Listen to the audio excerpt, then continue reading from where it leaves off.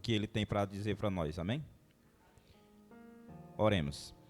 Senhor Deus, maravilhoso Pai, nesta noite, Senhor, é com muita alegria que nós nos encontramos na Tua casa, Pai, para Te render glória, Senhor, para aprender mais e mais da Tua palavra, Senhor. Ó Deus maravilhoso, que nesta noite Tu venhas comparecer aqui, estar presente entre nós, Senhor, nos abençoando, Pai, nos colocando, Senhor, nos nossos corações a vontade de Te servir mais e mais. Deus maravilhoso e eterno Pai, a Ti rendemos todo louvor, toda glória, Pai, porque só Tu é digno de tudo isso. Te agradecemos, hoje é noite de agradecimento, Pai, por estarmos aqui, por estarmos com saúde, porque sem Ti, Senhor, nós não somos nada. Nós não somos merecedores de nada, Pai, mas Tu és misericordioso para conosco, Senhor. E nós só temos a Te agradecer, Pai. Nós só temos, Pai, a render glórias e louvores ao Teu santo nome, Deus. Que nessa noite, Senhor, seja uma noite de alegria, que seja uma noite de festa na Tua casa, Pai. Que nós possamos aprender, refletir, ouvir e Te reverenciar mais e mais. É por isso, Senhor, que eu Te oro desde já e Te agradeço, Pai, por tudo que Tu tem feito na vida de cada um que aqui se encontra, Pai, e dos que ainda estão por vir. Em nome do Senhor Jesus Cristo, Te oro e Te agradeço. Amém. Amém, igreja? Já convido a irmã Maria do Carmo para vir louvar o Senhor e dar prosseguimento. Amém?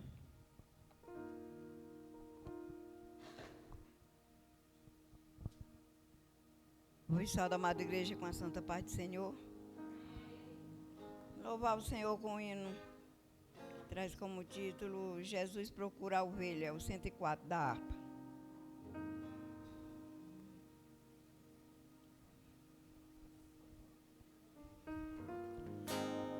Ei, Jesus a procurar a ovelha que a vagar desgarrou-se no aprisco do Senhor, pelos montes a sofrer, faça sol ou a chover, Cristo busca a sua ovelha com amor.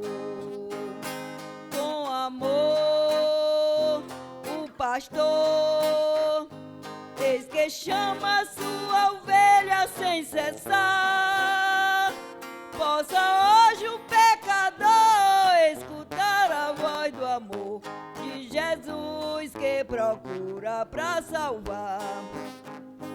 Com seus pés o bom pastor, já feridos que horror, de descer nos tenebrosos pedregais, e cansado de andar, mas ainda a clamar: ó ovelhas minhas, onde vós está?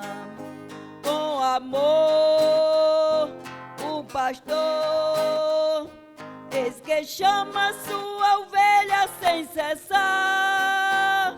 Possa hoje o pecador escutar a voz do amor de Jesus que procura pra salvar. Se escuta o gemer da ovelha, que prazer enche logo o coração do bom pastor, e correndo sem parar ter a ovelha abraçar e trazê-la ao seu ombro com amor. Com amor, o pastor, eis que chama sua ovelha sem cessar. Possa hoje o pecador escutar a voz do amor de Jesus que procura pra salvar.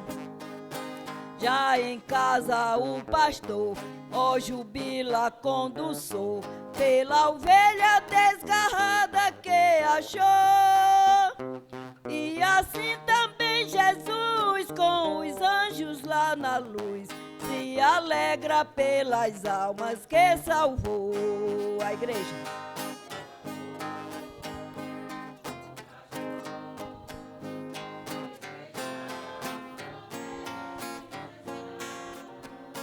Possa hoje o pecador escutar a voz do amor de Jesus que procura pra salvar. Com amor, o pastor, eis que chama sua ovelha sem cessar. Possa hoje o pecador escutar a voz do amor de Jesus que procura pra salvar. Amém. Glória a Deus. Gostaria de pedir aos irmãos que possam abrir suas Bíblias para um momento de reflexão nos Salmos 100.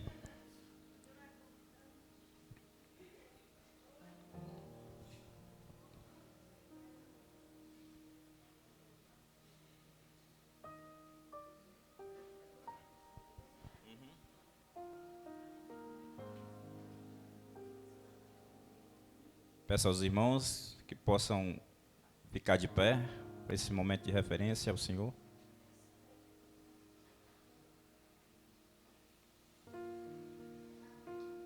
Amém? Salmo 100, que diz assim: celebrai com júbilo ao Senhor todas as terras, servi ao Senhor com alegria, apresentai-vos diante dele com cântico. Sabei que o Senhor é Deus, foi Ele que nos fez e dele somos. Somos do seu povo e rebanho, do seu pastoreio. Entrai por suas portas com ações de graças e nos seus átrios com hinos de louvor. Rendei graças e bendizei-lhes o nome, porque o Senhor é bom e sua misericórdia dura para sempre. E de geração em geração a sua fidelidade. Amém?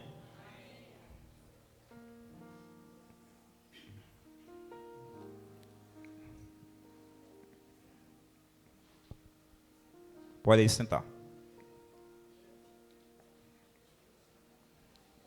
Já convido a irmã Darliane para vir louvar o Senhor.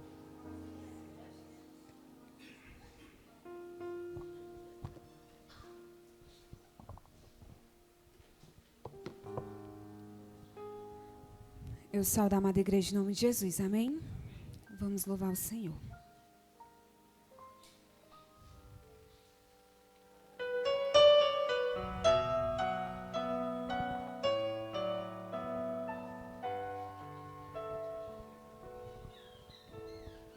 Tudo que eu tenho a te ofertar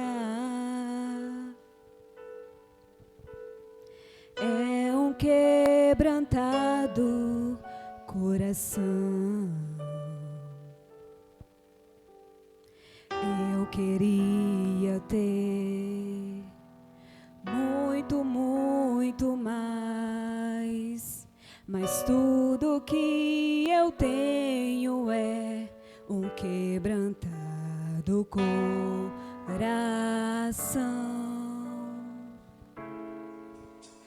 Um quebrantado coração move o coração de Deus.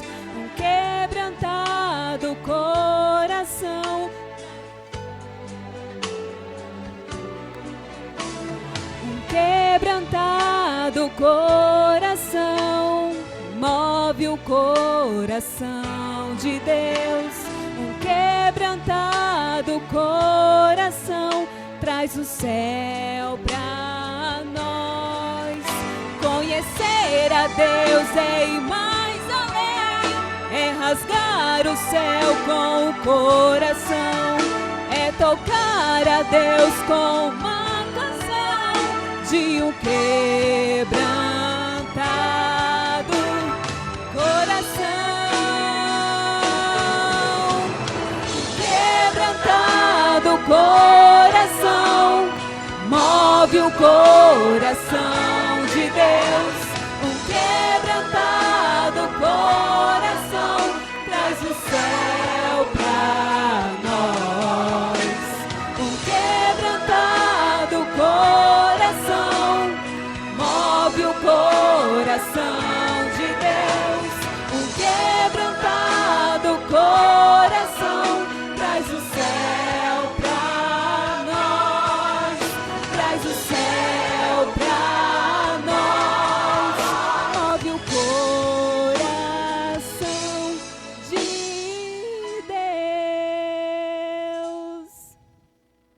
É somente um coração quebrantado que move o coração do nosso Deus. Um coração quebrantado, arrependido. Amém, igreja?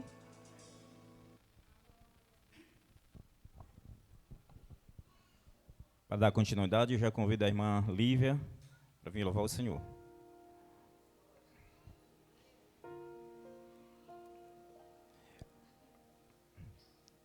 Igreja, hoje é dia do pastor, não é isso? Eu queria pedir aos irmãos que pudessem uma salva de palmas para o nosso pastor. Que Deus possa abençoar todos os pastores, que ele continue sendo essa pessoa maravilhosa, que ele continue com essa paciência, que ele continue sendo o nosso pastor. Amém? Saudamos a igreja em nome de Jesus, amém?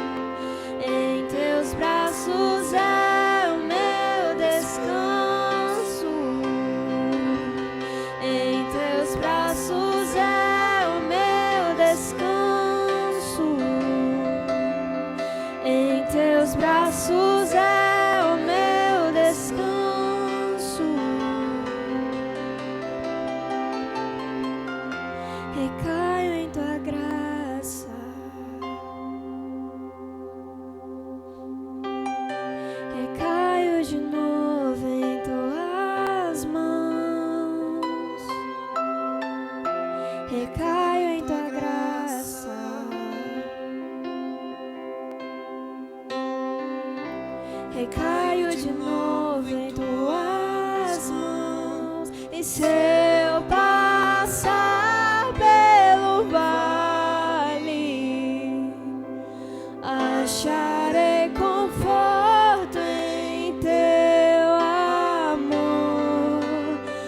pois eu sei que és aquele que me guarda, me guardas. Em teus braços é o meu descanso. Em teus braços é meu descanso. Em teus braços é o meu descanso. Em teus braços é o meu descanso. Amém. Salva de palmas, igreja.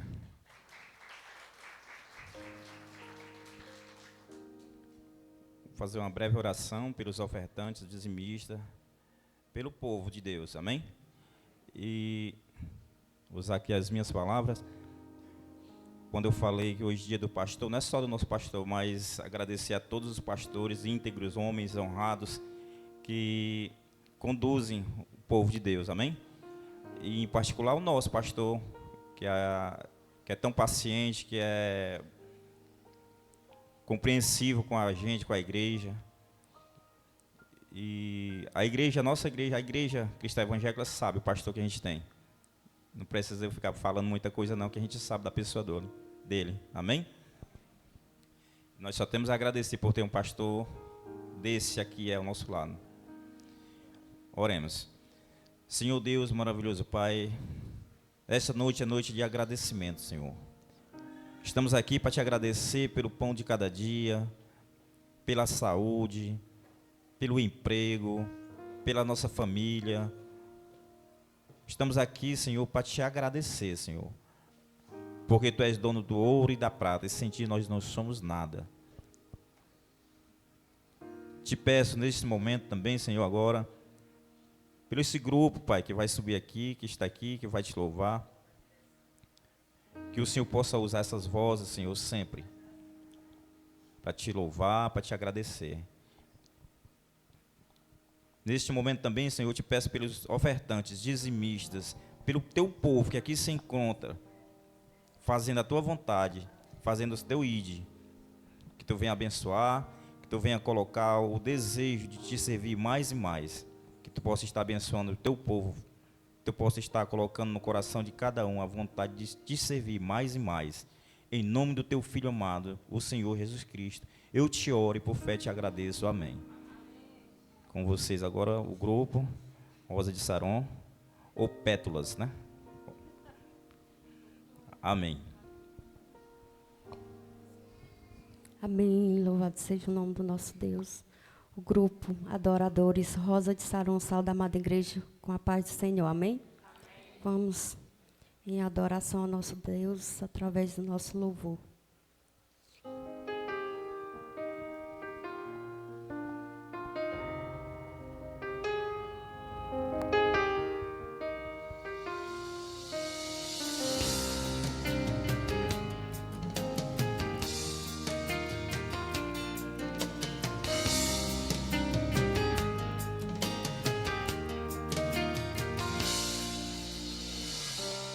Quanto tempo te esperei, Senhor. Já bati em tantas portas em vão. Sei que só o teu poder pode acabar com minha dor.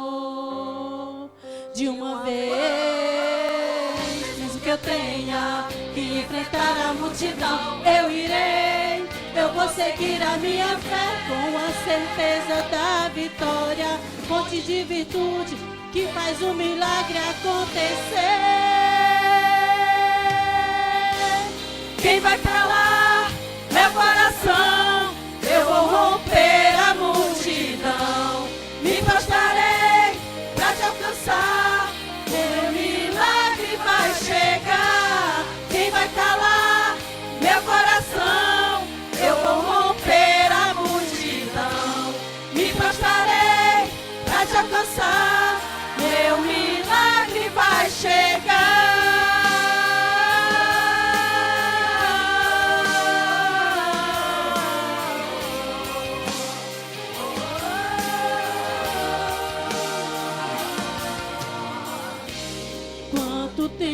tempo te esperei, Senhor. Já bati em tantas portas em vão.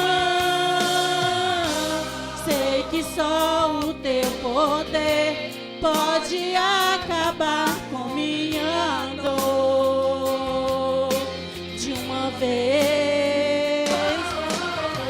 Mesmo que eu tenha que enfrentar a multidão, eu irei, eu vou seguir a minha fé com a certeza da vitória, fonte de virtude que faz o milagre acontecer.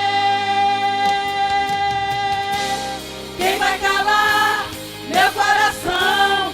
Eu vou romper a multidão, me prostrarei pra te alcançar, meu milagre vai chegar. Quem vai calar meu coração?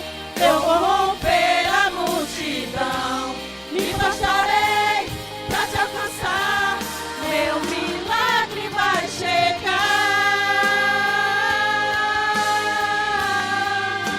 Jesus está passando aqui, está passando aqui.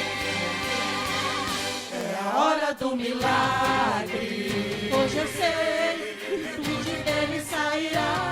É a hora do milagre. Hoje eu sei, virtude dele sairá.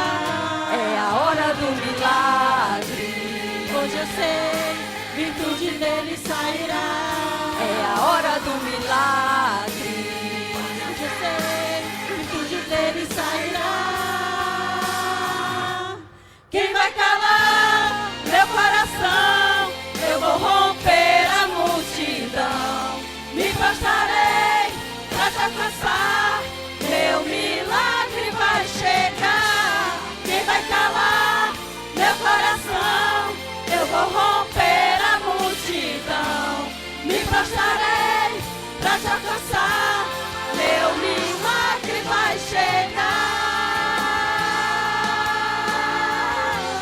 Meu milagre vai chegar.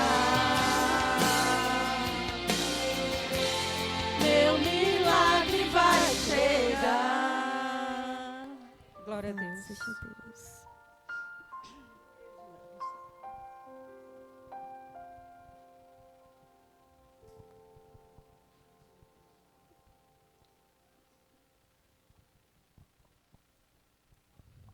Glória a Deus.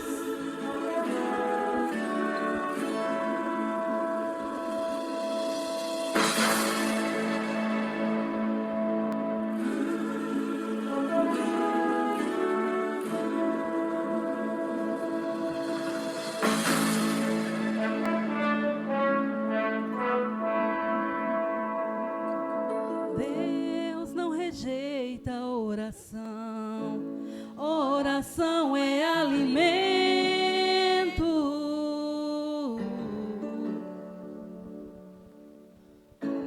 Nunca vi um justo sem respostas ou ficar no sofrimento. Aleluia, Jesus. Basta somente esperar o que Deus irá fazer.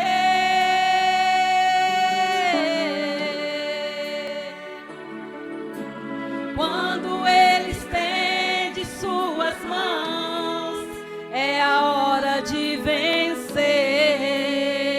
Então louve, simplesmente louve. Tá chorando, louve. Precisando, louve. Tá sofrendo, louve. Não importa, louve. Seu louvor invade o céu. Deus vai na frente, abrindo o caminho, quebrando as correntes, tirando os espinhos, ordena os anjos pra contigo lutar. Ele abre as portas pra ninguém mais fechar.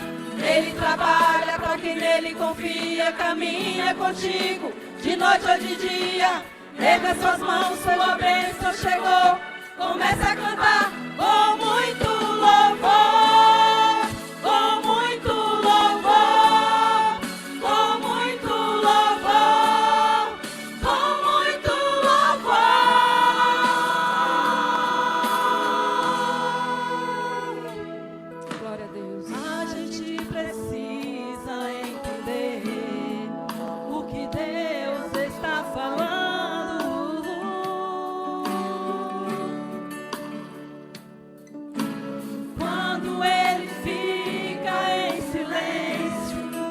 é porque está trabalhando. Obrigada, Jesus. Basta somente esperar o que Deus irá fazer.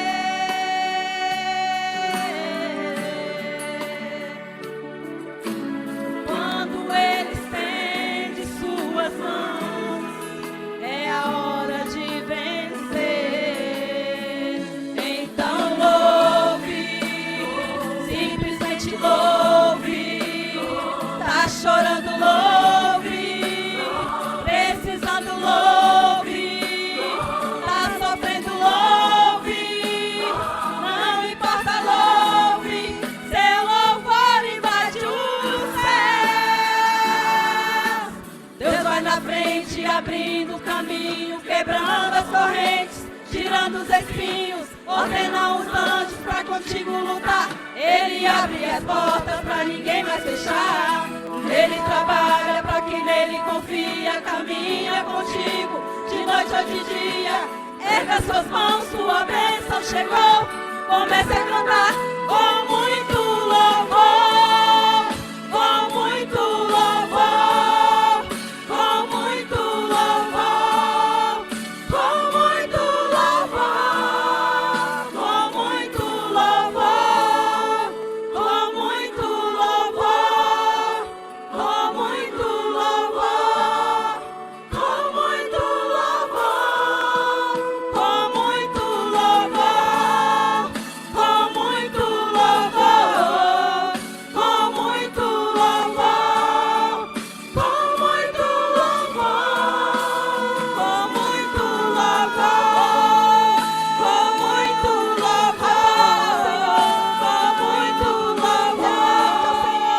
com muito louvor. Cante ao Senhor com muito louvor. Amém. Aleluia, Jesus. Amém, Jesus.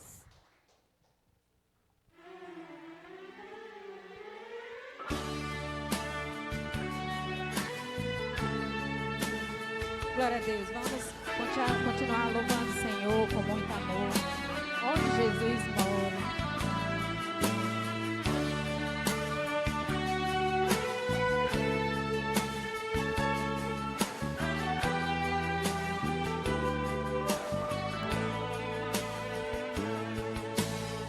Vejo nos teus olhos uma lágrima rolar, fazendo transparecer o seu interior. Anda sem sentido, vive sem razão, machucado está seu coração. Mas chegou a hora de tudo terminar. A dor vai embora, já podes cantar. Sinta o seu coração explodir de emoção. Jesus nele entrou. Onde Jesus mora não há tristeza, onde Jesus mora não há dor, não há choro. Onde Jesus mora só existe alegria. A gente canta todo dia. É feliz quem tem Jesus no coração.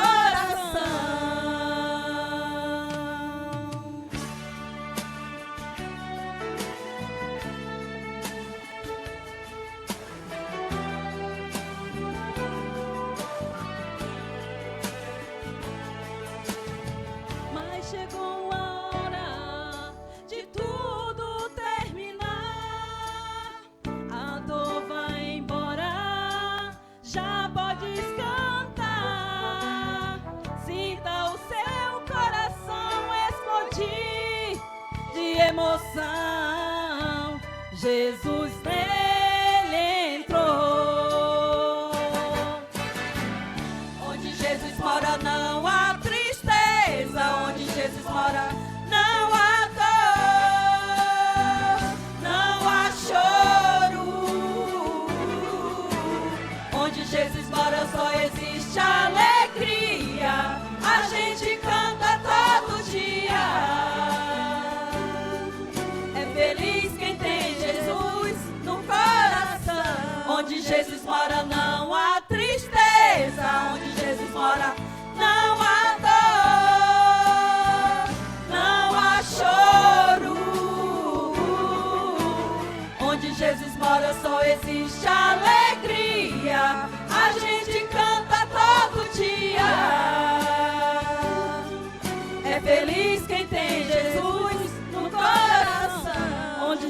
mora, não há tristeza. Onde Jesus mora, não há dor.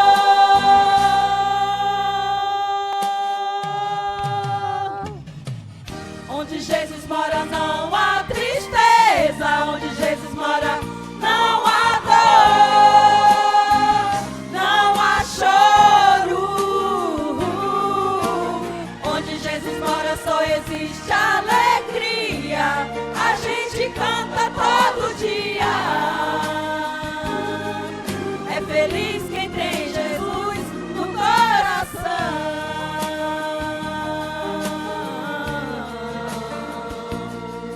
É feliz quem tem Jesus no coração. Amém. Glória a Deus. Aleluia, Jesus.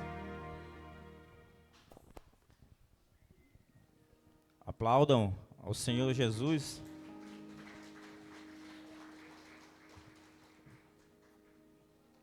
Tanto a letra como a melodia desse louvor é a coisa mais linda. Onde Jesus mora não há dor, não há sofrimento, só existe alegria, vontade de conhecer esse lugar. Nesse momento eu vou convidar o pastor. Posso subir até aqui? Vou pedir ao pastor apresentar a pregadora da noite. Amém? Irmã Iris, pode se aproximar. Para nós é uma imensa gratidão a Deus, alegria. Em nome da igreja, nós estamos lhe recebendo com muita honra. E até eu disse para ela, que bom você assumir meu lugar hoje, né, hoje. Fico muitos domingos pregando, aí quando vem eu acho bom, viu?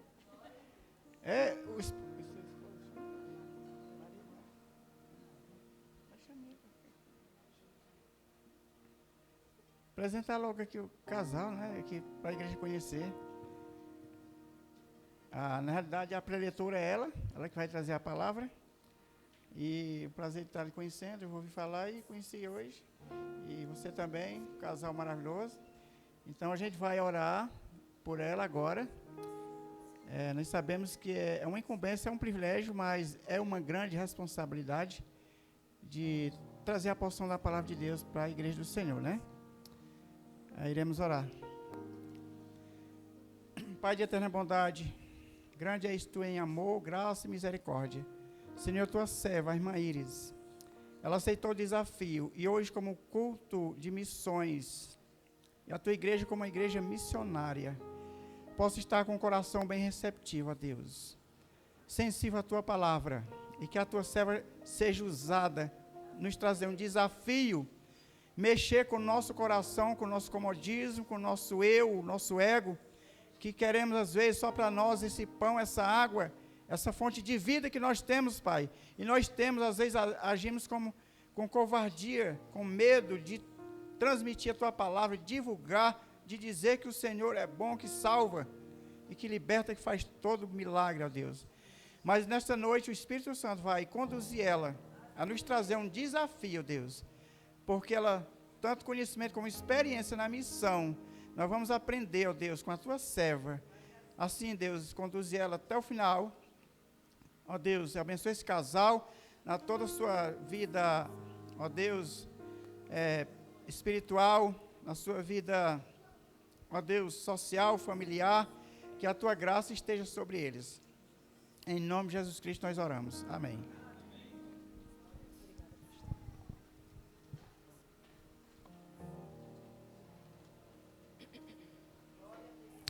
Boa noite, irmãos. Graça e a paz do Senhor Jesus, amém? Irmãos, há mais ou menos, acho que uns 3 semanas atrás, a Amanda me perguntou se eu aceitaria, né, o desafio de vir aqui trazer a palavra do Senhor hoje à noite, no culto de missões, e também de falar um pouquinho do testemunho do que eu já vivi na obra missionária, naquilo que o Senhor colocou no meu coração como chamado para missões. É um grande desafio, mas é também uma grande honra, e eu quero agradecer aos irmãos, à igreja, pessoa do pastor José Maria, muito obrigada. Que Deus possa realmente me usar essa noite. Eu trago uma palavra desafiadora para a igreja, porque assim o Senhor faz com cada um de nós. Ele nos desafia a viver a vontade dEle. E eu também trago aqui um abraço, né, do meu pastor Azael, ali da APIB Tianguá. Fiquei sabendo daqui umas 2 semanas ele vai estar aqui com vocês também, né? E eu oro desde já que seja uma bênção para os irmãos. Mas vamos lá, irmãos, eu cresci na Igreja Batista, vou falar um pouquinho de mim para vocês me conhecerem melhor. Me converti aos 4 anos de idade, invistam nas crianças, elas não são o futuro, elas são aqui e o agora.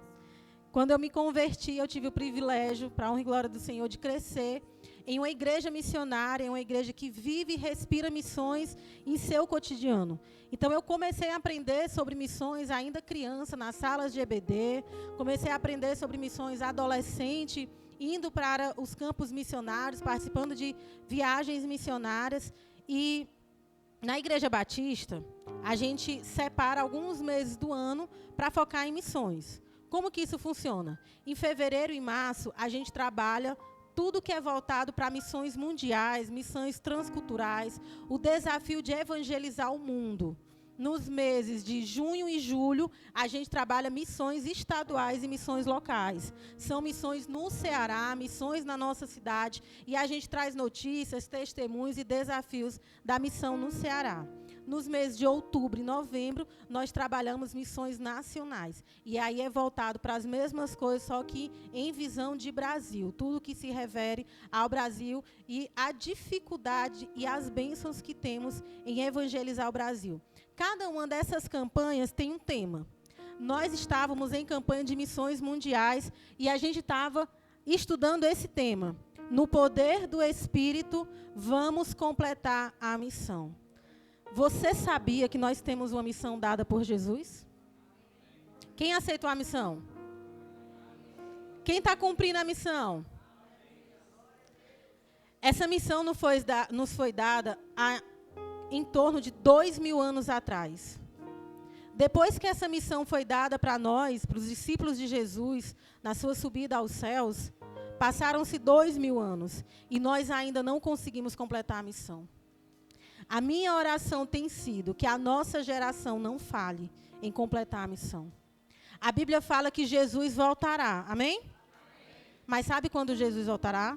Quando toda a língua, povo e raça tiver conhecido a Jesus. E só quem pode fazer Jesus conhecido sou eu e você, que já o conhecemos. Aí fica a pergunta, a gente costuma dizer que aceitamos a missão. Mas será que aceitamos mesmo? Será que o nosso dia a dia, do acordar ao dormir, a gente vive esse chamado missionário que nós todos temos? Aí você diz assim, Iris, Deus não me chamou para lugar nenhum. Chamou. Garanto que Ele te chamou. Ele te chamou para a tua casa, para o teu trabalho, para a tua faculdade, para a tua escola, para a tua vizinhança, para a tua família. Jesus te chamou para algum lugar. Alguma missão Ele te deu. E se você ainda não reconheceu qual a missão que o Senhor te deu, eu te desafio. Prove ao Senhor. Pergunte ao Senhor. Coloque em oração que Ele vai te responder. E foi exatamente assim que o Senhor fez comigo. Quando eu estava ali por volta dos meus 13 anos, todas as minhas férias escolares eram em uma viagem missionária, aqui na Serra da Ibiapaba.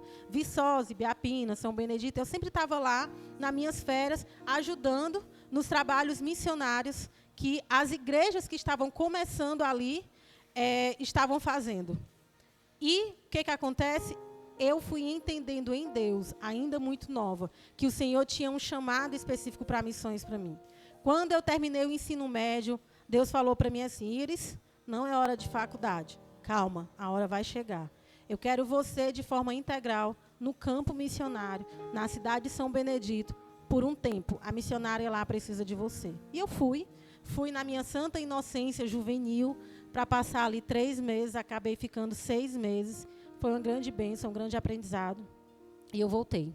Voltei para Tianguá, sem querer voltar, mas o Senhor me conduziu. E aí, quando eu volto para Tianguá, o Senhor diz assim, eu vou te preparar para algo maior e muito mais desafiador. Eu não entendi nada, não vou negar. Mas, se o Senhor falou, está falado. O que aconteceu? Fiz faculdade, passei 5 anos, quando eu estava finalizando a faculdade. o Senhor começou a me incomodar de uma forma tão profunda sobre missões que, irmãos, eu não conseguia dormir. Era um incômodo tão grande que eu não tinha paz.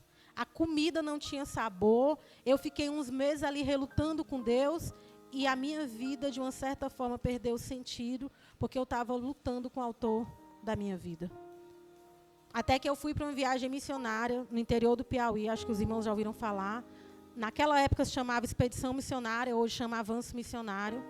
O que aconteceu lá? Um irmão, usado por Deus, que não me conhecia, que não sabia da minha história, olhou para mim e disse: Iris, eu não sei o porquê Deus me disse para te falar isso, mas eu vou te falar. O que você está vivendo é uma mentira. Isso que você está vivendo hoje já acabou e você sabe disso. Deus tem uma missão para ti e você está dizendo não para aquilo que o Senhor tem para ti. Obedeça à voz do Senhor. E eu disse, tá bom, né? Chega de teimar, já sofri demais, agora eu vou obedecer a Deus. E eu voltei para casa depois dessa viagem missionária. E eu comecei a orar, e pedir a Deus um direcionamento, pedir a Deus para onde Ele queria me enviar. E eu comecei a pesquisar agências missionárias, trabalhos missionários, tanto aqui no Brasil como fora. E um dia, eu estava no meu quarto em oração. E eu não sei quantos dos irmãos vão lembrar. Mas vocês lembram que em 2010 teve um terremoto muito grande no Haiti? Quem aqui lembra? O Jornal Nacional só falava disso. Isso em 2010 eu assisti a reportagem, mas passou. Foi só mais uma reportagem que a gente assistiu. Até orei por eles lá, mas não foi algo que ficou no meu coração. Em 2017, no meu quarto, orando a Deus, 2016, aliás, perguntando a Deus o que Deus queria para mim, de forma muito intensa, o Senhor me trouxe à lembrança aquela reportagem que eu vi em 2010, quando aconteceu o terremoto. E ali eu entendi em Deus que Ele queria me levar para missões. Passa para mim, amigo. Vocês conhecem o Haiti? Já ouviram falar do Haiti? Pela televisão. Onde é que o Haiti fica? É na África? Os irmãos estão sabendo. Quase todo lugar que eu vou dizem que é na África. Irmãos, o Haiti, ele fica na América Central. Ele é uma ilha e ele divide território, divide a ilha com outro país chamado República Dominicana. Ele é bem pertinho da gente. Se vocês olharem um pouquinho aqui para baixo, onde está a Aruba, Curaçao, mais para baixo é o nosso Brasil. Então, ele é pertinho da gente, ele está ali um pouquinho pertinho. E, em 2018, o Senhor me levou para o Haiti, através da Agência Missionária de Missões Mundiais da Igreja Batista, chamada Junta de Missões Mundiais. Eu fui para lá sem saber o que era para fazer, mas o Senhor aplanou todos os caminhos. O Senhor cuidou de todas as coisas e ali eu vivi muita coisa. Eu quero apresentar um pouquinho do Haiti para vocês entenderem melhor o que aconteceu lá. Esse é o meio de transporte do Haiti, o mais comum usado lá, chamado tap-tap. Esse carrinho aí, ele é muito parecido com um pau de arara. Todo mundo aqui conhece pau de arara, né? Muito bem. Ele é muito conhecido como pau de arara. Mas dá para ver que ele é muito colorido, ele é muito bem desenhado, muito e tal. Esse aí é um dos mais bonitinhos que tem lá, mas tem de todo jeito que vocês puderem imaginar. É público? Não, as pessoas pagam para andar de tap-tap e é o meio de transporte mais comum. Todo mundo paga para andar nesse transporte aí. Um pouquinho da culinária do Haiti. Esse primeiro parece o quê? Baião, não parece? Mas não é baião não, gente. Tem nada a ver com baião, só a aparência mesmo. Ele se chama de ricolé. Ele é feito com arroz e um negocinho que parece feijão, mas não é exatamente feijão. E como a forma de fazer, o tempero é totalmente diferente do que a gente usa aqui, o gosto é bem diferente do que a gente está acostumado. Lembra muito baião, mas não é baião. E é muito gostoso, apesar de não ser baião, né?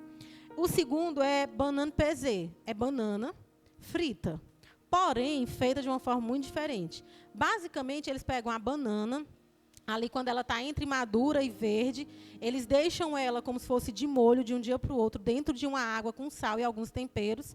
E no dia seguinte, quando eles vão fritar a banana, eles prensam a banana. E aí a banana já tem pegado todo o tempero, todo o sabor do que eles colocaram na água. Eles prensam e fritam a banana. E é muito gostosa. Aí é um pouquinho da comida de lá. Eu trouxe os que eu mais gostava de comer lá, né? Mas tem muita diversidade, mas a base alimentar do Haiti é muito parecida com a nossa. Arroz, feijão, muito parecida. Tem uma diferença muito grande. Eles amam pimenta. Tudo que você puder imaginar, eles vão colocar pimenta. É capaz de você chegar no lugar, pedir um copo com água e te dar um copo com água com pimenta. E nisso eu sofri, irmãos, que eu detesto pimenta, não vou negar. Mas o Senhor é bom, né?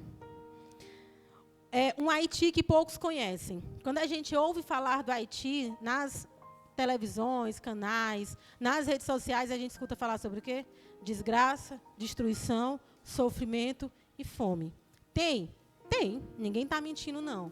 Porém, tem um Haiti que poucos conhecem, que é um Haiti bonito. É um Haiti cheio de belezas naturais, onde a gente vê que Deus criou aquele lugar com muito amor e muito capricho. Aqui é um pouquinho do centro do Haiti. Aí vocês podem ver que existe aí os centros comerciais, alguns prédios que são até prédios do governo. Um pouco mais lá atrás tem uma favela. O pessoal apelidou essa favela lá de Rocinha, né, em homenagem à Rocinha do Brasil. E realmente, se a gente pega uma foto da Rocinha em algum ângulo, é meio parecido por causa das casinhas pintadas de várias cores diferentes, né? Esse é um pouquinho do centro do Haiti. E aí, belezas naturais do Haiti. Aqui é um orfanato onde a gente trabalhou. E vocês podem ver, esse orfanato ele é em cima de uma montanha, literalmente. E lá no fundo, essa partezinha mais baixa é o mar, e a parte um pouquinho mais escura é o céu. E aí, na foto, meio que se mistura o céu com o mar. Então, Deus fez aquele lugar de forma muito preciosa. Muitas cachoeiras, muitas belezas naturais que o Senhor fez. E aí, irmãos, uma fotinha do tão famoso e falado Mar do Caribe, porque o Haiti ele faz parte do Caribe. Água cristalina, onde a gente via de dentro do barco 10, 15 metros de profundidade, de dentro do barco, de tão cristalina que a água era, e a gente conseguia ver aquela profundidade ali, os peixinhos, essas coisas. Deus ama o Haiti, criou o Haiti de forma muito perfeita. Porém, vem a mão do homem. E aí essa mão do homem faz com que haja um Haiti que precisa de transformação. Um Haiti que precisa de Jesus, se entregar a Jesus verdadeiramente para ser transformado. Essa é uma parte do Haiti. Aí é onde as pessoas realmente pobres vivem em meio a não saneamento básico, vivem em meio a lixões, vivem em meio a tudo que vocês possam imaginar. Tem uma favela lá no Haiti chamada La Citadelle. La Citadelle é a maior favela da América Central. Muitas pessoas moram lá. Quando a gente passava pela favela, tinha as casinhas que as pessoas moravam. É como se a casa fosse dessa altura e ao lado da casa tem lixo. A montanha de lixo é maior do que a casa. E as pessoas vivem assim lá. Quando a gente estava lá também, houve uma situação muito difícil. Eu estava no Haiti em 2018. Em 2018 teve Copa do Mundo. O Haiti, na Copa do Mundo, ele se divide. Metade torce para a Argentina e metade torce para o Brasil. Se vocês veem nas imagens, essa primeira foto aqui, ó, vocês estão vendo que tem as bandeirinhas do Brasil? Porque estava na Copa do Mundo. Esse lado aí é o lado do Brasil, o outro lado da avenida é o lado da Argentina. Então, está pintado de azul claro e branco, para simbolizar a Argentina. O que acontece? Teve um dia que foi um jogo do Brasil e Bolívia. Quando tem jogo de Brasil ou Argentina lá, o país inteiro para assistir o jogo. Enquanto o país inteiro estava parado para assistir o jogo, o que o governo fez? O governo foi lá e aumentou o preço de todas as coisas. Lembra aquele carrinho que eu mostrei para vocês lá no início, o Tap-Tap? Para andar nele, é 15 gurdes. Gurdes é a moeda do Haiti. 15 gurdes. Do nada, quando o jogo terminou, agora não era mais 15 gurdes para voltar para casa. Era 45 gurdes. E quem é que tinha? Ninguém. Porque lá no Haiti as pessoas trabalham hoje para comer hoje, trabalham amanhã para comer amanhã. Se trabalhar, come, se não trabalhar, não come. O país vive de comércio de rua. É ali onde está pautada a maior economia do país. Quando a população viu que isso estava acontecendo, o que foi que eles fizeram? Manifestação. Só que não é manifestação pacífica. Eles interditam todas as ruas, eles fazem barricada para ninguém fechar, eles fecham aeroporto, rodoviária, comércio, entram nos lugares públicos, nos lugares privados, depredejam tudo, e aí o Haiti para. dentro dessa situação que o Haiti parou, nós, missionários que estávamos lá, precisávamos ficar em casa, porque estava muito perigoso. Agora, pense comigo. Você vai para um lugar para fazer a missão, para cumprir a missão, de repente, por uma situação do país, que você não tem controle, você tem que ficar trancado dentro de casa. Consegue imaginar como a gente ficou? Foi terrível. E a gente, não dá para negar, a gente estava com medo. Porque, como tudo aumentou, o preço dos alimentos também aumentou demais. Então, se eles compravam, vamos botar aqui na realidade Brasil, um quilo de arroz era R$5, hoje, amanhã, um quilo de arroz era R$17. É como se fosse mais ou menos isso, para os irmãos entenderem melhor.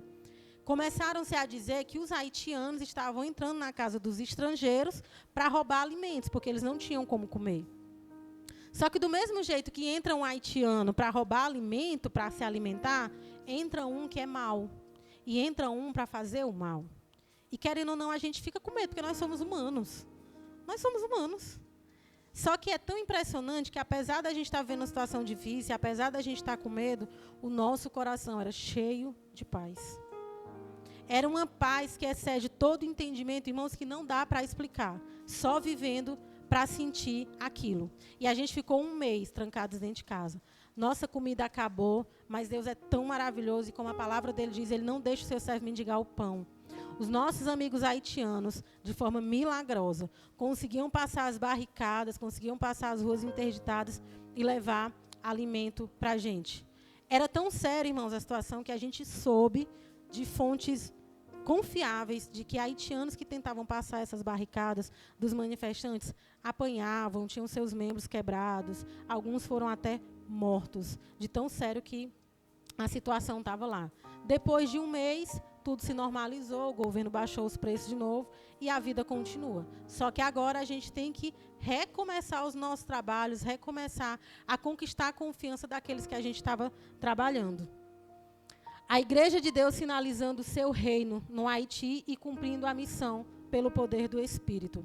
Aí atrás está a minha equipe, acho que dá para vocês verem aqui no cantinho está eu, a irmã Verônica, a Samara e o Gustavo. A Samara e o Gustavo eram da minha equipe, a gente foi em grupo de 3 para o Haiti para ficar 1 ano lá. Esses rapazes e moças que estão de azul, eles são brasileiros que foram para lá em caravana para fazer trabalhos sociais na comunidade que a gente estava trabalhando. Odontologia, nutricionista, consulta médica, todas essas coisinhas eles foram para fazer. Então, a gente criava relacionamentos com a comunidade e, através dos relacionamentos que a gente criava com eles, a gente fazia amizade para falar sobre Jesus, para ensinar eles a verdade da Bíblia.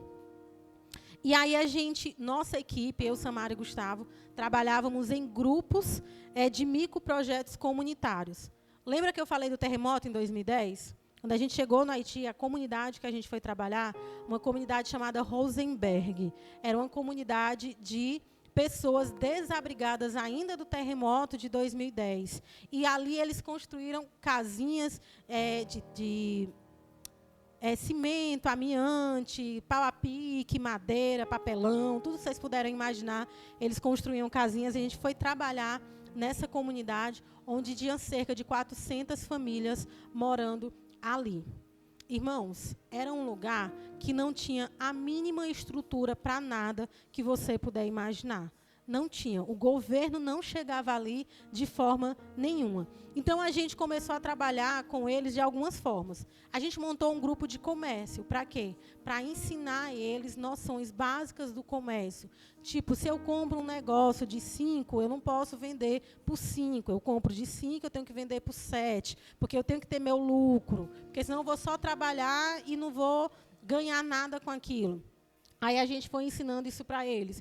Esporte, a ideia era trazer as crianças e os adolescentes para perto da gente, para que, através do esporte, eles não se envolvessem com coisas erradas e a gente poder ensinar para eles sobre Jesus. Infraestrutura, irmãos, não tinha coleta de lixo, não tinha evacuação de água, não tinha nada. Como que a gente trabalhava na infraestrutura?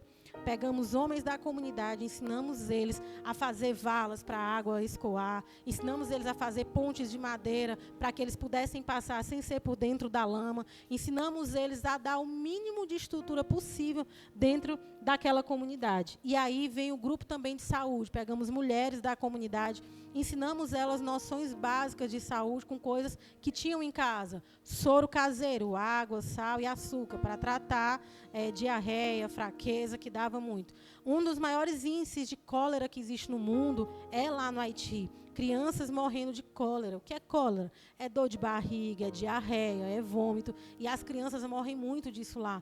Onde um soro caseiro podia poder tratar aquela criança para que ela não chegasse a óbito. Ensinar elas também chá de ervas medicinais que poderiam tratar algumas coisas. Coisas que para a gente é tão normal. Aqui, qualquer pessoa que chega para mim e diz, estou sentindo uma coisa, a gente sempre tem um remedinho para indicar, né? Lá não é exatamente assim. Então, a gente ensinava essas mulheres para que elas levassem esse ensinamento à comunidade. E aí, educação. A gente abriu cursos de língua inglesa, português e espanhol, para que eles pudessem aprender.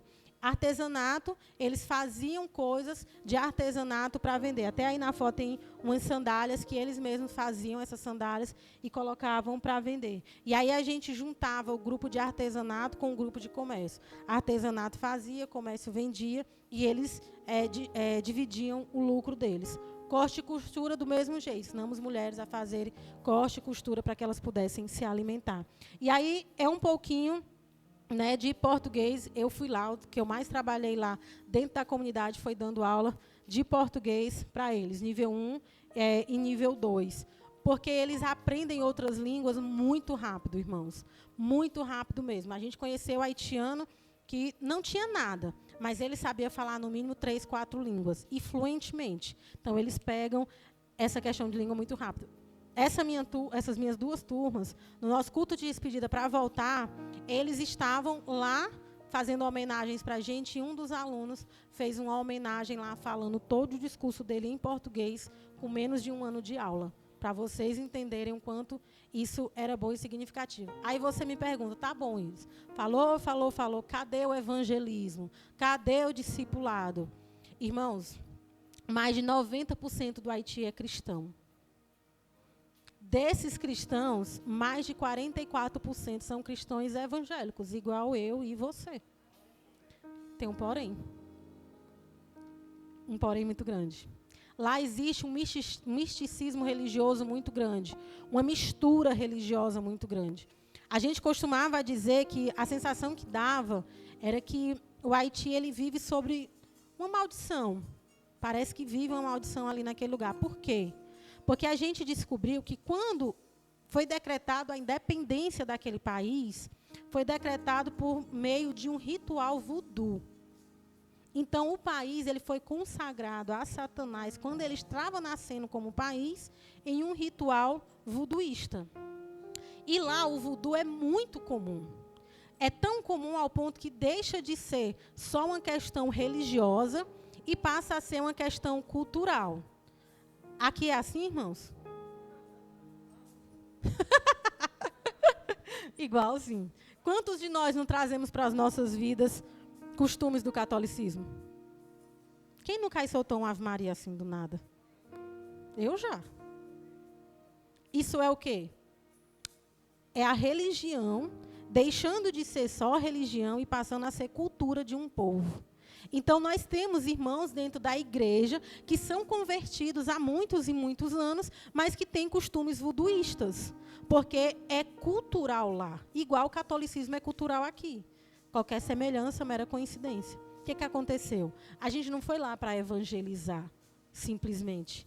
A gente foi lá para discipular aquele povo e para ensinar para aquele povo o que a Bíblia diz. E que eles deveriam viver, de fato, o que a Bíblia diz. E não o que a cultura diz, não o que o pai e a mãe diz. Não, mas viver uma vida de verdade, de integridade, segundo a Bíblia. Vocês entendem?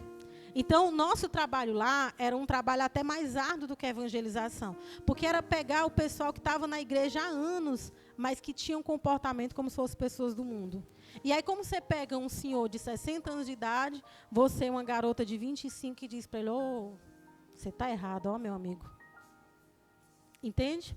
Até chegar a esse ponto, você tem que conquistar a confiança deles.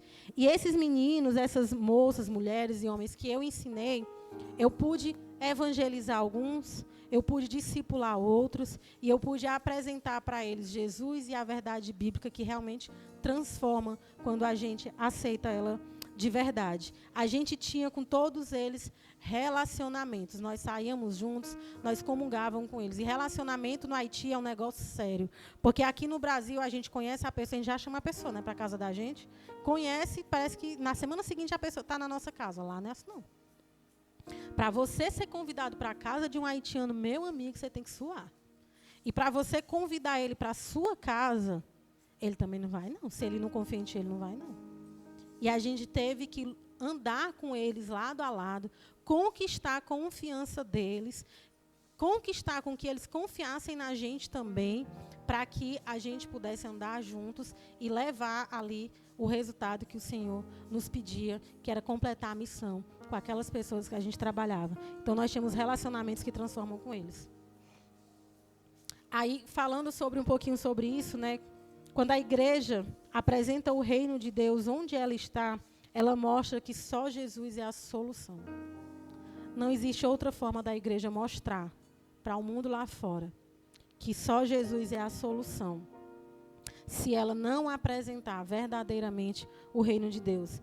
E o nosso maior exemplo disso era Jesus. Em Mateus 4:23 diz, e percorria Jesus toda a Galileia, ensinando nas suas sinagogas e pregando o evangelho do reino, e curando todas as enfermidades e moléstias entre o povo. A gente vê que Jesus ele não estava parado. A palavra diz que Jesus fazia o quê? Percorria. Jesus ele estava andando, ele estava em movimento, ele não estava inerte, esperando que o povo fosse até ele. Irmãos, quantos de nós abrimos as portas das nossas igrejas e esperamos que as pessoas entrem pelaquela porta? Elas não vão entrar. Não vão. Nós é que precisamos sair das quatro paredes e ir até elas. Nós é que precisamos sair do comodismo, das nossas cadeiras confortáveis, do nosso culto muito bem feito e organizado, para estarmos lá e trazermos eles para cá. E é interessante que a Bíblia diz que Jesus percorria, mas ele não só percorria, ele percorria ensinando. Então ele tinha um foco. Ele percorria ensinando nas sinagogas e pregando o evangelho do reino. Ele não ensinava qualquer coisa. Ele ensinava o evangelho verdadeiro do reino. Sabe outra coisa que eu aprendo aqui com Jesus? Que ele não só se preocupava com a alma das pessoas. Quantos aqui já ouviram esse negócio? Ai, tantas almas se entregaram a Jesus. Irmãos, Jesus não está preocupado só com a minha alma, não. Jesus não está preocupado só com as nossas almas, não. Isso é pouco. Jesus ele está preocupado com o homem, com um ser humano, de forma integral. Jesus percorria, ensinando nas sinagogas, pregando o evangelho do reino, curando todas as enfermidades e moléstias do povo. Jesus via a necessidade do povo e ele intervia dentro da necessidade do povo. Porque para Jesus, o que importa não é só a alma. Para Jesus importa o ser humano como um todo. Às vezes eu até brinco lá na igreja dizendo, né? Quantas vezes a gente chega para uma pessoa que está passando fome, que está passando necessidade, e a gente diz, Jesus te ama, Deus tem um plano maravilhoso na sua vida. Mas que plano é esse? Se meu filho está passando fome, se eu não tenho um biscoito para dar para meu filho, que plano é esse, pelo amor de Deus? Que Deus é esse que me ama, que deixa o meu filho passar fome? Que Deus é esse que me ama, que eu estou doente, eu não tenho R$1 para comprar um medicamento? Às vezes a gente precisa deixar de se preocupar só com a alma da pessoa e passar a se preocupar com ela como um todo. Na certeza de que Jesus fez isso e ele nos chama para fazer isso também. E quando a igreja sinaliza o reino de Deus e ela se preocupa com a pessoa como um todo, ela transforma vidas. E aquele que não podia sorrir, porque tinha vergonha do seu sorriso, do seu dente quebrado, a igreja chega lá, restaura o sorriso daquele menino e faz com que ele volte a ter motivos para ser feliz. ela chega na vida de uma idosa que tinha um sonho de aprender a ler e escrever, mas que nunca teve a oportunidade. E ela ensina aquela idosa, aquela pessoa, a ler e a escrever para que o sonho dela fosse cumprido. E a gente vê que quando essa pessoa se transforma, essa mulher, ela chegou para nós em um evento que nós temos na comunidade, com a folha, escrito bem grande o nome dela completo. E ela disse: irmã, agora eu sei quem eu sou. Agora eu tenho identidade. Consegue entender? Como a igreja do Senhor, quando sinaliza o reino de Deus, transforma vidas em coisas tão simples. E aí a gente trabalhou também, né, com esses meninos, ensinando a eles que eles têm potencial, sim, que eles podem melhorar de vida, sim, que eles podem mudar a realidade da vida deles e da família deles através de um curso de empreendedorismo infanto-juvenil, para ensinar eles a trabalharem, para ensinar a eles que a vida deles pode ser melhor e que eles podem acreditar neles mesmos. E muitos desses meninos tiveram a vida transformada através do ensino de empreendedorismo infantil. Irmãos, agora eu começo a mensagem. Meia-noite está bom para nós, né? Irmãos, eu quero ler com vocês esse texto, porque lá na Igreja Batista, a gente está estudando com os jovens, estávamos, né? Já terminamos, a primeira e a segunda carta de Timóteo. E eu já tinha lido várias e várias vezes, mas a minha visão sobre essas cartas de Paulo a Timóteo nunca tinha sido aguçada como foi nesses últimos meses. Quando a gente olha para o apóstolo Paulo, a gente olha para ele e diz: o maior missionário que já existiu depois de Jesus. O perseguidor que virou perseguido por amor ao evangelho. A gente chama Paulo de muitas coisas que se tornou comum no nosso meio cristão. Mas eu queria pedir que vocês abrissem suas Bíblias ou lessem aqui comigo 2 Timóteo, capítulo 4, a partir do versículo 1 até o versículo 8, que diz assim: na presença de Deus e de Cristo Jesus, que há de julgar os vivos e os mortos, por sua manifestação e por seu reino, eu o advirto solenemente. Pregue a palavra, esteja preparado a tempo e fora de tempo, corrija, repreenda, encoraje com toda a paciência e ensino. Pois chegará o tempo em que não suportarão a sã doutrina. Ao contrário, segundo seus próprios desejos, juntarão para si mesmos mestres que lhes digam o que os seus ouvidos, coçando, desejam ouvir. Eles se recusarão a dar ouvidos à verdade, voltando-se para os mitos. Você, porém, seja moderado em tudo, suporte os sofrimentos, faça a obra de um evangelista, cumpra plenamente o seu ministério. Eu já estou sendo derramado como oferta de bebida, e o tempo da minha partida já está chegando. Combati um bom combate, terminei a carreira e guardei a fé. Agora está reservado para mim a coroa da justiça, que o Senhor, justo juiz, me dará naquele dia, não somente a mim, mas também a todos que amam a sua vinda. Amém, irmãos? Nós estamos aqui perante as últimas palavras do apóstolo Paulo. Quando Paulo escreve essa carta ao seu filho Timóteo, ao seu amado Timóteo, seu companheiro de missão, Paulo está prestes a morrer por Nero, imperador de Roma, degolado. Porque Paulo foi considerado inimigo do Império Romano, porque ele era um pregador da mensagem de Cristo. Paulo escreve essa carta a Timóteo, dando muitas instruções a Timóteo, ensinando Timóteo como ele poderia ser um bom mestre, como ele poderia ser um bom líder, o que ele poderia ensinar para aquele povo. Paulo está passando para Timóteo o bastão do evangelho. Paulo está dizendo para Timóteo assim: Timóteo, o meu fim está chegando, mas a mensagem do evangelho precisa continuar sendo pregada. Timóteo, você precisa pregar a palavra, em tempo e fora de tempo. Só que quando Paulo diz isso para Timóteo, ele não diz assim: Paulo, perante os homens, pregue a palavra. Timóteo, perante as pessoas, perante a igreja, perante os cristãos, pregue a palavra. Não. Paulo diz para Timóteo: na presença de Deus e de Cristo Jesus, que há de julgar os vivos e os mortos, eu o exorto solenemente. Pregue a palavra. Timóteo recebe aqui de Paulo um desafio. Pregue a palavra. Não tendo qualquer um como testemunha, mas tendo o próprio Deus e o próprio Jesus Cristo como testemunhas do ministério que eu estou te entregando. Cumpra a missão que eu estou te entregando perante Deus e Cristo Jesus de forma digna. Só que quando Paulo está dizendo isso, ele diz assim, é em tempo e fora de tempo. O que Paulo está querendo dizer aqui? Timóteo, é quando for fácil, mas também quando não for fácil. Timóteo, é quando você tiver a oportunidade, mas é também quando você não tiver a oportunidade. Timóteo, é quando for oportuno e também quando não for oportuno.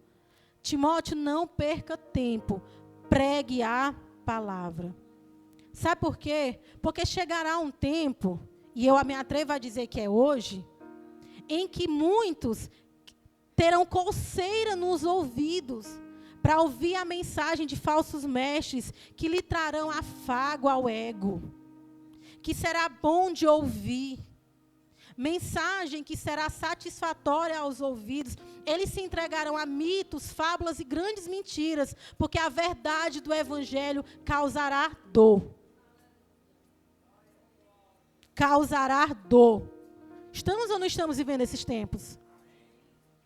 E o que a igreja tem feito, irmãos? Pregue a palavra. Insista em tempo e fora de tempo. Pregue a palavra. Aquilo que Paulo entregou para Timóteo há milhares de anos atrás, Deus entrega para você hoje.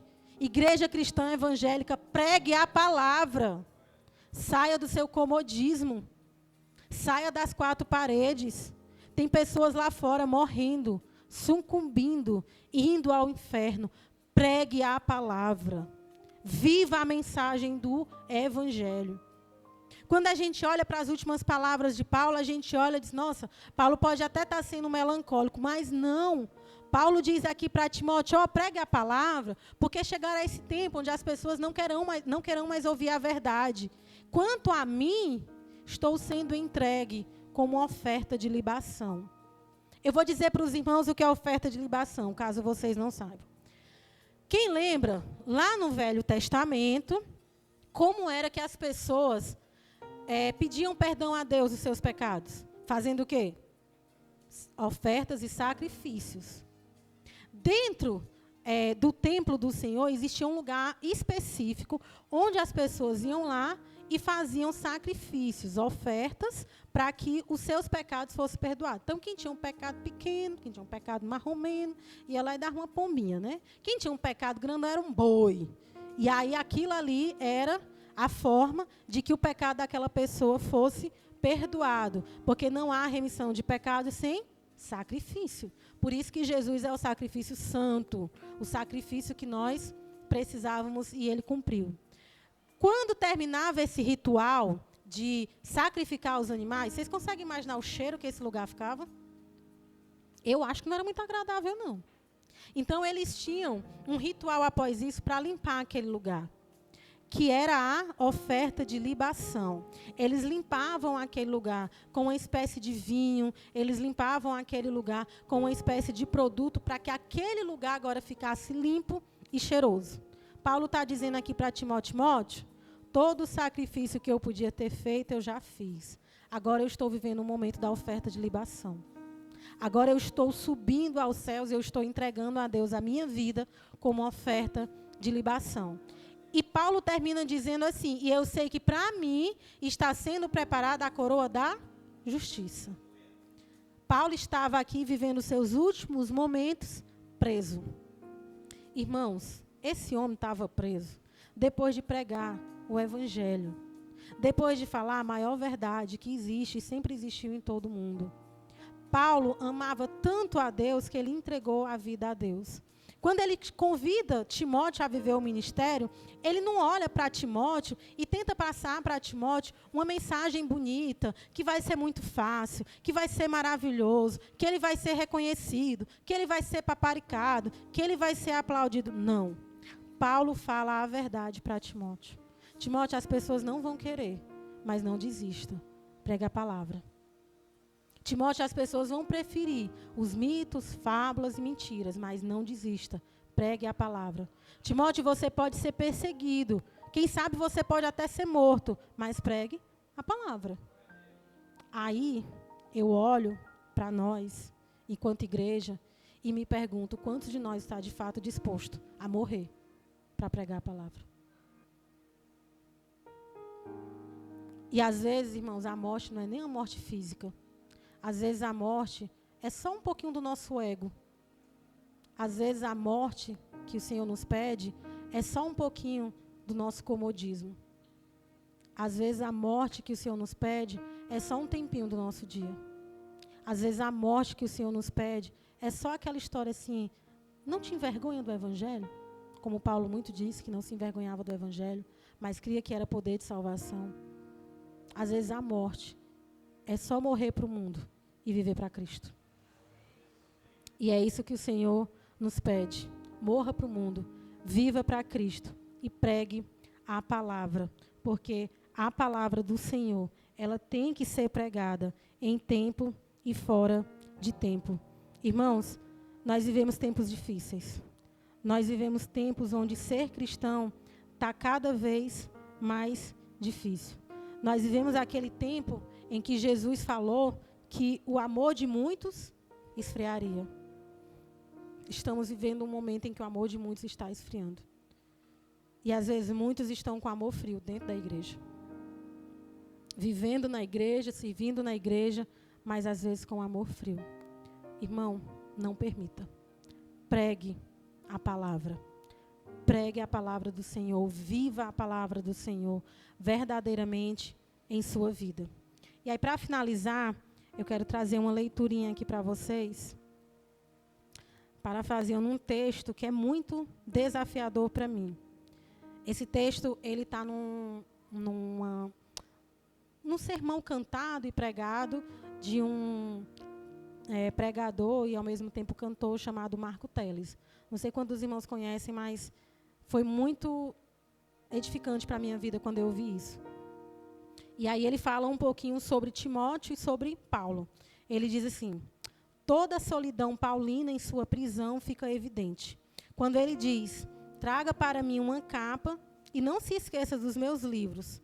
Paulo está só, sente frio e sente falta. E aqui eu preciso lhe perguntar seriamente, você quer mesmo esse evangelho? Talvez tenham mentido para você, prometendo um evangelho de glamour, mas olhe bem aqui, o maior missionário da igreja está terminando seus dias assim, preso, com frio, pedindo que alguém lhe traga pelo menos alguns livros. Lembre-se de Cristo na cruz, sentindo falta não de qualquer outra coisa, mas a falta do próprio Pai. Você quer mesmo esse evangelho? Mesmo sabendo que está correndo o risco de caminhar a mesma trilha e terminar seus dias pedindo por um amigo distante, traga-me uma capa e alguns livros? Uma voz antiga disse certa vez, Deus, se tratas assim os seus amigos mais próximos, não me admiras de que tenhas tão pouco. Esse é Paulo, chegando ao fim dos seus dias. E a pergunta aqui continua para você. Você quer mesmo esse evangelho? Olhe bem para esse texto e me responda. Quer mesmo correr o risco de chegar nos últimos dias de sua jornada como o velho Paulo, ou talvez como o seu Cristo? Veja bem, se você começar a se envolver demais com esse negócio de igreja, de Cristo, de evangelho, você vai ter que começar a perder algumas coisas que qualquer um considera de grande estima. Se seu envolvimento chegar até o pescoço, é possível que você perca alguns amigos. Talvez aquela promoção tão sonhada na carreira profissional, porque as ideias do evangelho vão bagunçar a sua cabeça de uma forma bem estranha a princípio. E você corre sérios riscos de ter que mudar a sua postura pública e privada. você quer mesmo o evangelho? Se chegar ao ponto de envolver-se, até submergir no oceano desse evangelho e já não saber mais quem é você em Cristo e quem é Cristo em você, aonde começa Cristo em você e até onde vai você em Cristo, você pode chegar sim ao ponto de estar sozinho, escrevendo uma carta para um amigo distante. Ei, me envia aí uma capa e alguns livros. Mas as Escrituras garantem, não é possível de forma nenhuma que você chegue ao seu último dia sem a presença do mesmo Cristo que te encontrou um dia. Com o mesmo olhar compassivo que ele lhe estendeu. Ele lhe acolheu. Paulo continua o texto dizendo: mas o Senhor permaneceu ao meu lado e me deu forças para que por mim a mensagem fosse plenamente proclamada. O Senhor me livrará de toda obra maligna e me levará salvo para o seu reino celestial. A Ele seja a glória e a honra para sempre. Amém. O convite de Paulo para o seu amado Timóteo era que ele subisse no navio mais firme. Aliás, que ele subisse na rocha inabalável, que é Cristo. Por isso a insistência.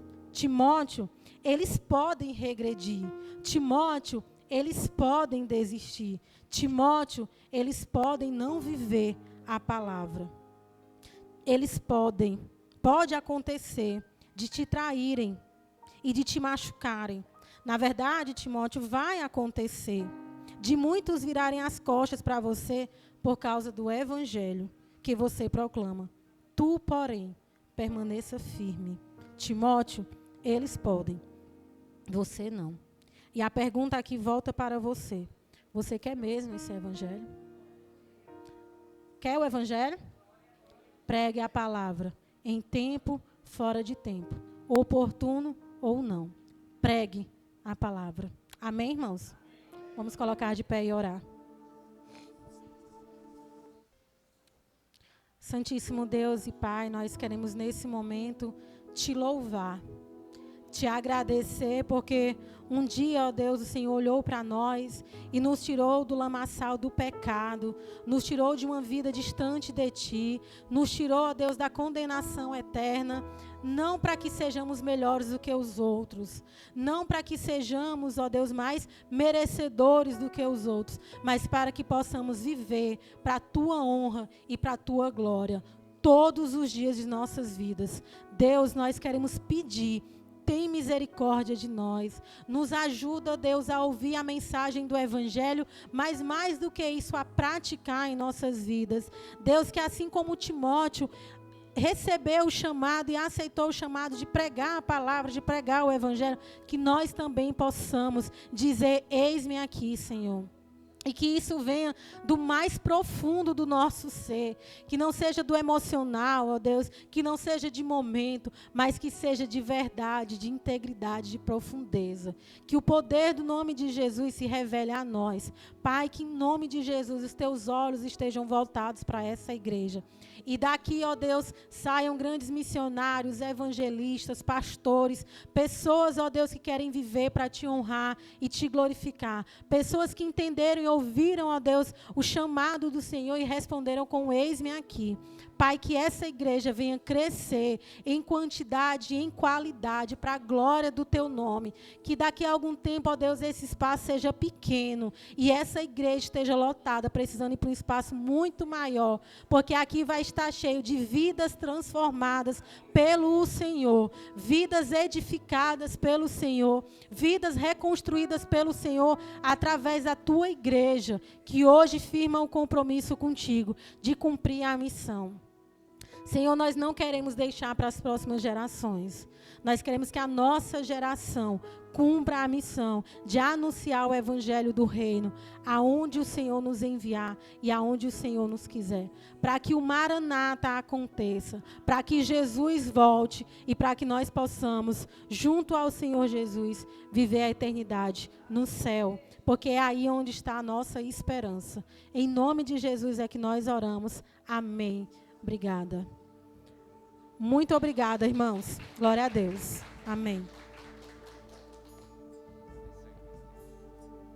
Deus abençoe e use cada vez mais, porque é do reino que nós estamos falando, né?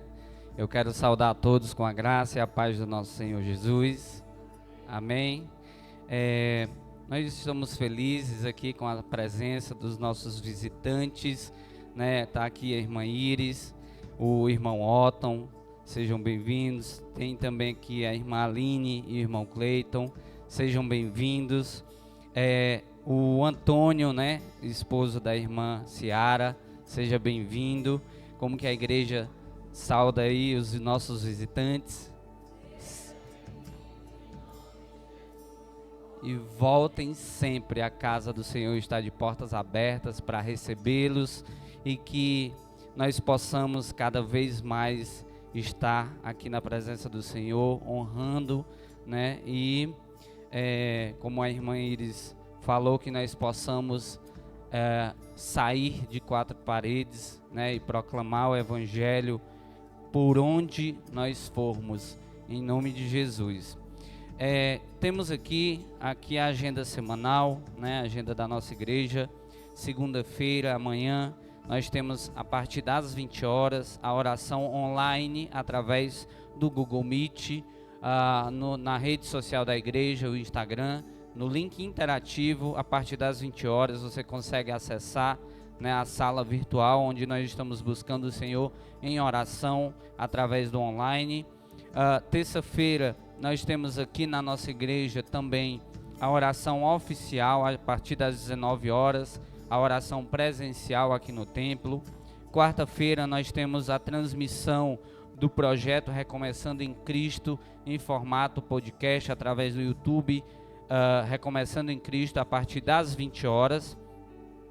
Quinta-feira nós temos o culto de doutrina às 19 horas, estamos estudando o livro de Efésios e eu vou dirigir o culto, a irmã Mônica Monteiro será a pregadora. Sexta e sábado está livre, domingo nossa programação retorna pela manhã às 9 horas, estamos aí com a série de estudos, a carreira que nos está proposta, aula 2, a escolha entre a porta estreita e a porta larga.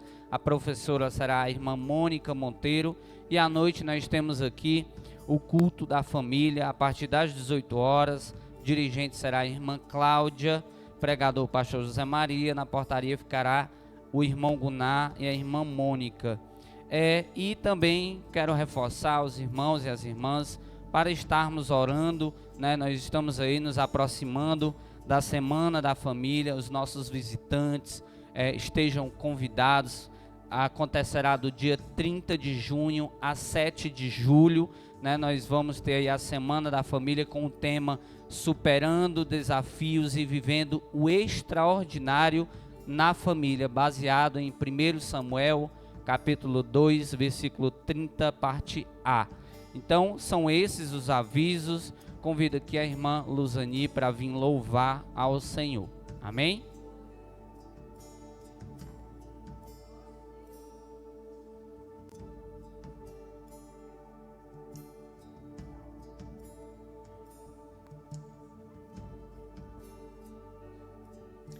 Saúde, amada igreja, em nome de Jesus, amém? Vamos juntos louvar o Senhor Jesus. Igreja, fica de pé. Vamos louvar o Senhor. A igreja me ajude a louvar o Senhor Jesus.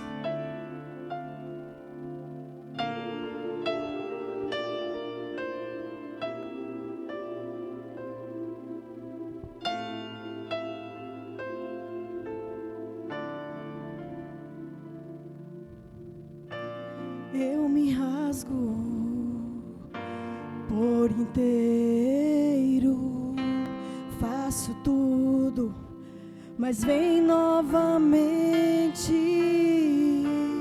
Eu mergulho na mirra ardente, mas peço que tua presença aumente.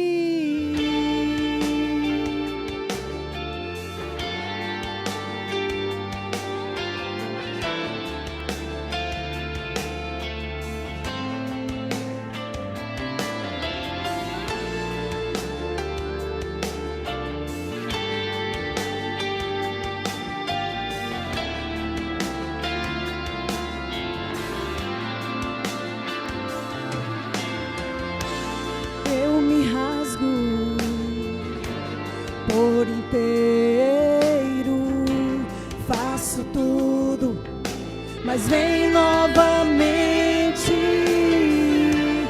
Eu mergulho na mirra ardente, mas peço que tua presença aumente. E se eu passar pelo fogo, não temerei. Na tua fumaça de glória eu entrarei, longe dos santos,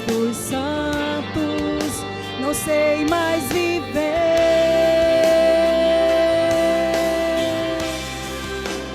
Quem já pisou no santo dos santos, em outro lugar, não sabe viver. E onde estiver, clamar pela glória, a glória de Deus.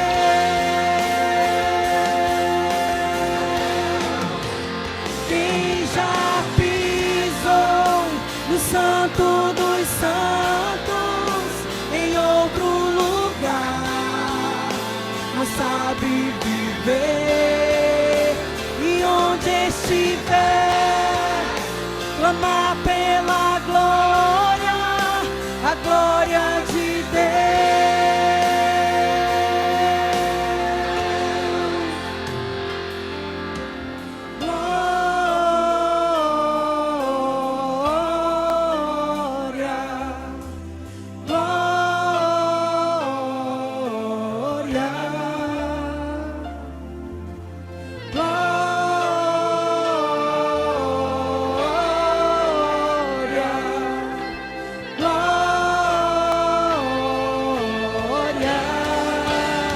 Diga santo,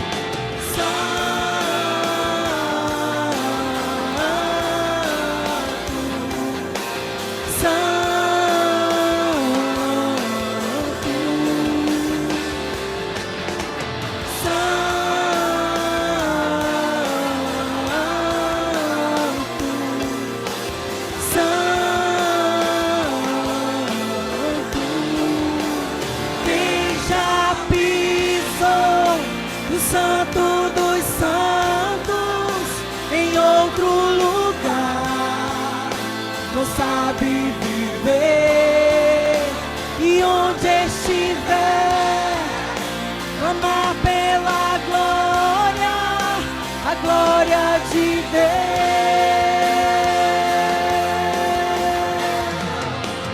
Quem já pisou no santo dos santos, em outro lugar, não sabe viver.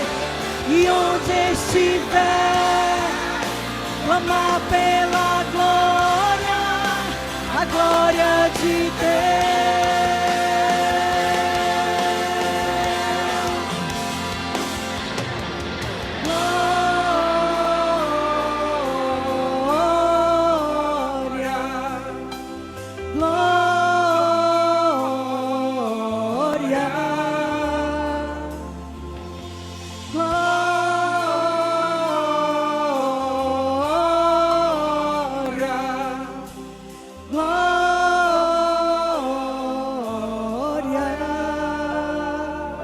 Louvado seja o nome do Senhor Jesus. Eu agradeço a oportunidade em nome de Jesus. Amém? Gente, para quem já conheceu o irmão, o Antônio da irmã Maria, né? Depois vai ali falar com ele, dar um abraço.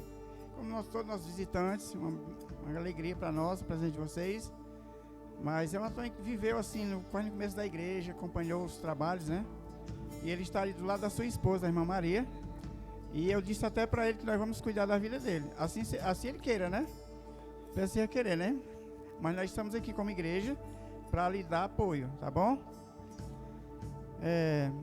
Só explicando para os casais que talvez alguém pensou, por que não foi anunciado o encontro dos casais o próximo sábado? Porque eu deixei para o último sábado, que é o dia 29, por alguns motivos, depois saberão melhor. Então, O culto das mulheres é no 4º sábado e não no último, que tem 5 sábados. Então nós vamos nos encontrar no último sábado, dia 29. E aí no outro dia já começa a Semana da Família, né? Pegar aí o embalo, a bênção. E nós louvamos a Deus pela vida da irmã Iris, missionária Iris, que nos trouxe tanto assim um desafio como uma experiência para que possamos aproveitar a oportunidade, igual Timóteo. E na hora que você estava falando sobre Paulo, falando para Timóteo que não, olha, aproveite o momento, né? Em outras palavras, a oportunidade. Nós fomos para a oração da família. Isso é bom para os irmãos. Escutem, vocês estão dirigindo os cultos, estão levando uma palavra. E estava uma oração, marcamos uma oração para a casa de uma pessoa que ela, de vez em quando, vai lá na congregação, mais difícil, não é evangélica. Mas pediu, nós fomos lá, achando que estava só ela, com os filhos. E aí o nosso objetivo, o culto de oração, orar pela família, levar uma meditação para a família. Gente, quando eu cheguei lá, eu lembrei do que você falou. Quando eu cheguei lá, que eu olhei, tinha mais umas 10 visitas, pessoas não evangélicas, adolescentes, jovens, senhoras e tal. Quando eu vi, eu levei uma palavra, preparei em casa. Quando eu vi, eu disse, agora não vou perder a oportunidade. E eu levei o plano de salvação para aquelas pessoas. Isso é aproveitar a oportunidade. Você pode até ir, de repente, para um culto de oração. Chega lá, tem 3, 4 pessoas não evangélicas. Gente, ore, mas também leva a palavra. Aproveite a oportunidade. E aí não tem como, né? Você deixa de dizer um não, porque Deus lhe deu essa missão. E eu senti antes da oração final, quem sabe, o Senhor tocou no seu coração através do desafio que a nossa irmã trouxe. E tem alguém que ele diz, pastor, eu vou ter mais um compromisso. Porque, gente, compromisso não é só subir aqui, cantar e dirigir o culto, né? Isso é bom. Mas mais do que isso é você dizer para as pessoas que só Jesus salva. Jesus é o Salvador, é a solução para a humanidade. Então, se tem alguém que foi tocado no coração de se comprometer mais com a missão, como assim, pastor, eu vou para o Haiti? Pode ir um dia, né? Mas cada um tem o seu chamado específico, né? Sua missão, Deus usa pessoas em lugares diferentes. Ela trouxe uma palavra, realmente uma experiência. Deus usa cada um de uma forma diferente. Mas você pode ser um missionário. Gente, onde você trabalha, onde você estuda, onde você ensina, na sua vizinhança, na sua casa, na fila da lotérica. Eu falei para minha esposa, mas eu penso, como eu admiro, como eu acho lindo, um jovem pregando a palavra do Senhor lá na fila da Caixa Econômica, né? Aquela pessoa passa duas horas ali esperando, e ele pregando, entregando panfleto e pregando o evangelho. Eu disse, parabéns, meu jovem, que Deus abençoe, que tivesse mais pessoas, que toda a fila das lotéricas do banco tivesse pessoas distribuindo panfleto, gente. Isso é evangelizar. Mas pastor, eu entregar um panfleto daquele, o que é que vale? Deixa eu dizer para você, aquele irmão que Deus já levou, que era um grande evangelizador, o irmão Zete, não perdia tempo. E ele se encontrou com um amigo de trabalho. Não sente não, que eu já vou terminar com a oração, tá bom? Mas se encontrou com um amigo de trabalho, e ele disse, rapaz, não dá tempo de evangelizar, pega esse panfleto. E ele pegou. E ele pegou aquele folheto, e ele não tinha trabalho, não tinha tempo para nada. Era só o trabalho, dia e noite, ganhar dinheiro. Era um caminhoneiro que tomou conta própria, ganhava razoável bem, né? Mas não parava, não tinha tempo nem para a família. E ele pegou aquele panfleto e dizia assim, se Deus te pedires a tua alma, louco, né? Chamou de louco. Se te pedires a tua alma, o que tens, para quem será, né? O que tu preparou, vai ficar para quem? Se hoje te pedir a tua alma. Ele olhou, peraí, eu estou igual a esse homem, só querendo ganhar dinheiro, não estou querendo. E aí ele, com aquele panfleto, sabe o que aconteceu? Deus ficou falando no coração dele. Ele testemunhou depois, que viajando e dizendo, olha, eu não estou certo, eu vou procurar uma igreja, eu só estou trabalhando dia e noite. Procurou uma igreja, se converteu. Quando o Mosete encontrou ele já era evangélico, deu um abraço, obrigado, Mosete, por aquele panfleto que tu me deu. Deus fez a obra na minha vida. Agora eu pergunto a você, será que só foi o efeito só daquele que o irmão entregou? Você entrega 100 e 99 joga, porque o rapaz está entregando e as pessoas, tem dias que a massa assim jogava, mas eu via um na fila lendo e botou no bolso. Eu disse, chamou a atenção, porque quando eu leio e boto no bolso, eu digo, eu vou ler ele melhor em casa. A gente tem experiência, né, irmã? Valorizou. Aí você entrega 100 panfletos e um chama a atenção. Uma pessoa lê e fica, eu achei bonito, vou ler a Bíblia, eu vou para a igreja dos clientes e ele se converte. Você fez uma missão grandiosíssima, né? Uma grande missão, porque você salvou uma vida. Então, tem alguém que queira dizer, pastor Isbim aqui, da agora para frente, eu não vou perder tempo não. É na minha casa, na minha vizinhança, na faculdade, na escola, lá no trabalho, eu vou evangelizar. Tem alguém? Compra um centro de panfleto, é R$4. Aí distribui. Toda semana, né? Dá R$16 por mês. Está fazendo uma missão. Porque tem todas as formas de evangelizar.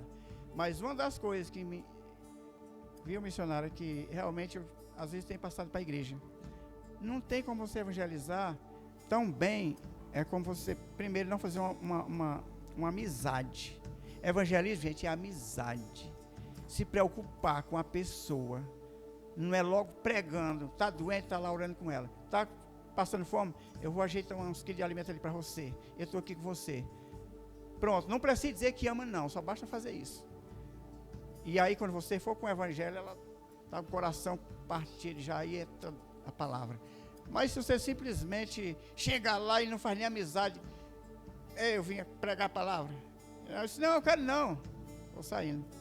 Então é amizade. Mas se não tem, nós estamos orando pela nossa irmã Cristiane, que recebeu o desafio um tempo desse, um mês atrás, que está formando aí uma equipe. Até agora só tem ali outras duas, né? Mais dois discípulos, 2 em 2, né? Aí, agora, depois do inverno, ela vai lançar o desafio aí para alguém, sempre sair com ela, pelo menos uma horinha por semana, 1 hora por semana, ou nesse bairro, ou lá no outro bairro, pregando o evangelho. Amém? Vamos orar por ela. Vamos orar. Muito grato pela vida de cada um de vocês. Pai de eterna bondade, misericórdia, nós te louvamos, Senhor, pela tua grandeza, Senhor, de nos, ó Deus, abençoar sem merecermos, principalmente com a benção da tua graça salvadora, que fomos alcançados, Senhor. E agora, Senhor, nós temos toda a liberdade. Nós temos, Senhor, a certeza de dizer que somos salvos, não pela nossa bondade, mas pela tua misericórdia, porque nós abraçamos, Senhor, nós aceitamos